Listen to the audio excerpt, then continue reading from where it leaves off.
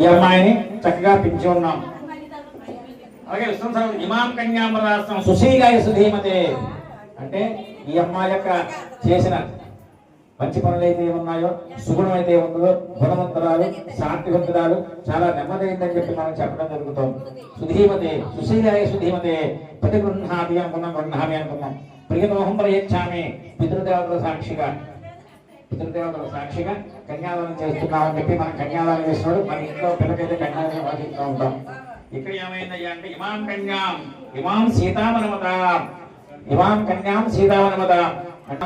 అంటే లోక సంరక్షణార్థం కన్యాదానం చేస్తున్నాం కాబట్టి ఆమె కూడా చాలా చాలా బుద్ధిమంతురాలు, చాలా సుశీలాయ శ్రీమతే అనే విషయాన్ని మనం తెలియజేసి కన్యని స్వామివారికి కన్యాదానం చేస్తున్నాం. అలా పళ్ళు పెట్టుకునే స్వామివారి చూపించి అయ్యవారు చూపించండి. భజంతులు ఒక్కసారి వాయించండి.